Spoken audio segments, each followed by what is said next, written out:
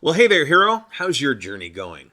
I can tell you that for not one, not two, but three of your fellow students and clients of mine over the last few months, the same little tiny but common mistake has popped up, and they've all set up flares, either sending me a distress call or a distress email or a post in the Pro Connect group on voheroes.com, all around the same mistake that's very common. I want to help you avoid that mistake, and I want to help you fix it if you can't avoid it. All coming up in just a moment in this episode of the VO Heroes podcast.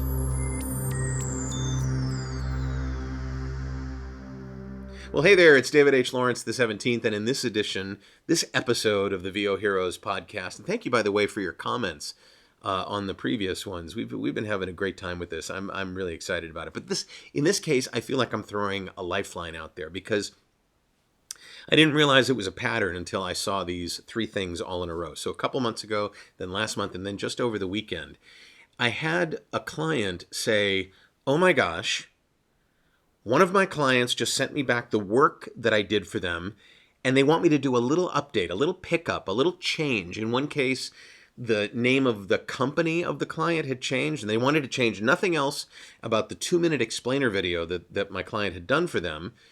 They just wanted to update the name of the company. That's it. Everything else about the performance was great.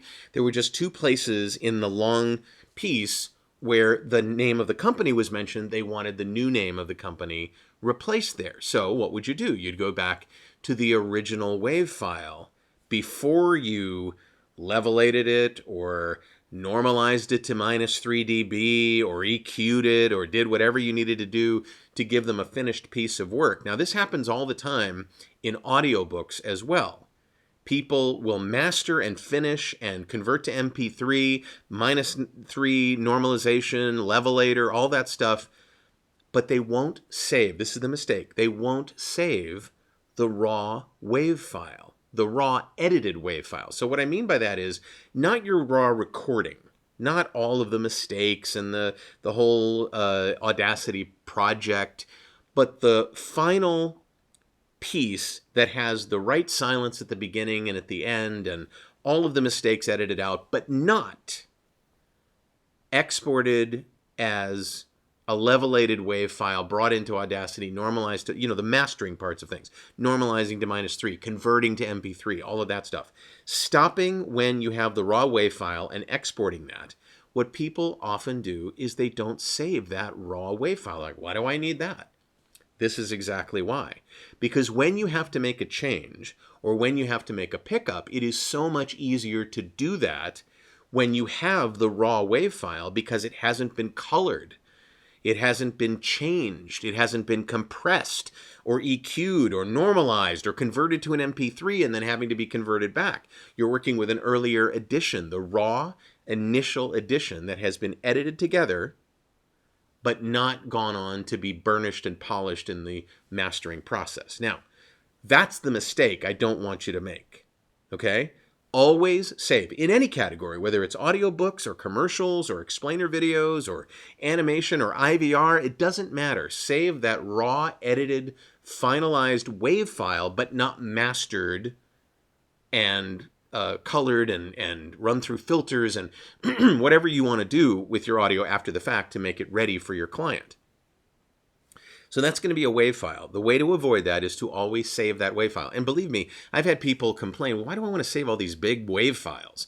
They're huge. They take up space on my hard drive. Look, if there's one thing that's cheap in the world of technology, it's storage.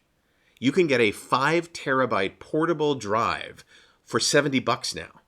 So don't cry to me about not having space. Get an external drive and save your work. Yeah, you probably will never have to do anything with it.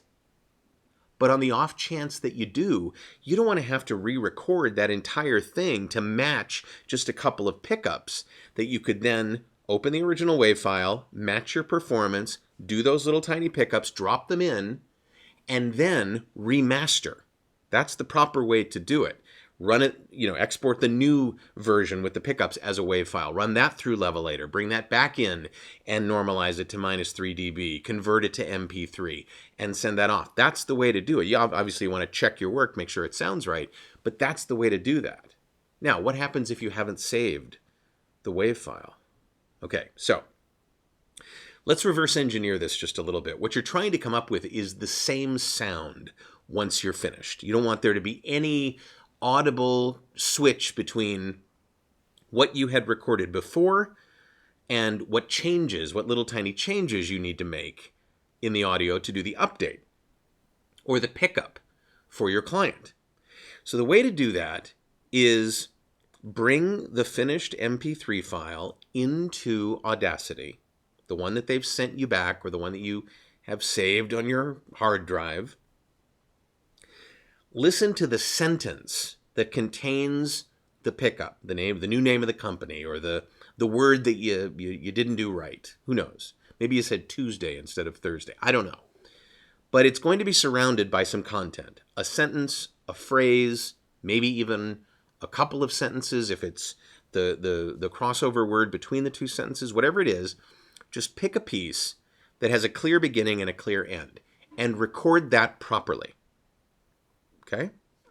Once you record that properly, it won't be the right level yet, but record it with the same, try to remember back to when you did the recording, try to record it with the same intention, the same approach to your microphone, everything the same, without trying to match that final sound that the MP3 currently has.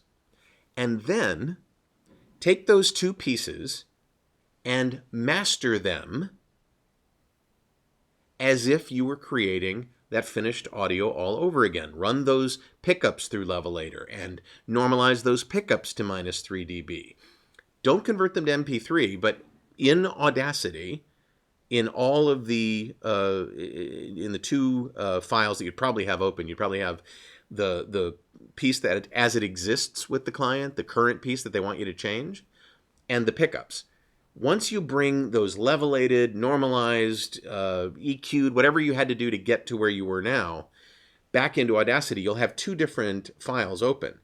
Grab what you need in its entirety from the pickup file and replace the wrong updatable parts in the file that the client currently has. Now, you want to listen back to that and see if the level is the same. If you've attacked the microphone properly, if you've run it through Levelator and it's big enough, if you've normalized it to MP3, there's a good chance it will match. But you may need to adjust that final level to fit, to make sure that it flows smoothly. That's the only recourse you have other than re-recording the whole thing, and that's a performance issue, right?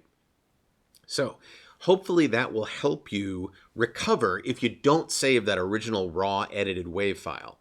But have I put the fear of God in you to save that raw WAV file? Let me know in the comments below if this is something that's happened to you. If you have another way of doing it, in my case, I just wanted to show you how to reverse engineer what that final sound would sound like and try to make it match what they want you to keep, all the rest of it. And then export that final piece to that final updated version to MP3, and off it goes, check it, and then off it goes to the client. So let me know if you have questions about this in the comments below this video. I'd love to know if what I explained to you made sense.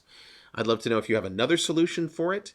There's lots of ways to come at this. That's the way I do it. I'm always open to new ways of doing it, and I appreciate you taking the time to either watch or listen to the VO Heroes podcast. I'm David H. Lawrence, the 17th, and I'll talk to you in the next episode.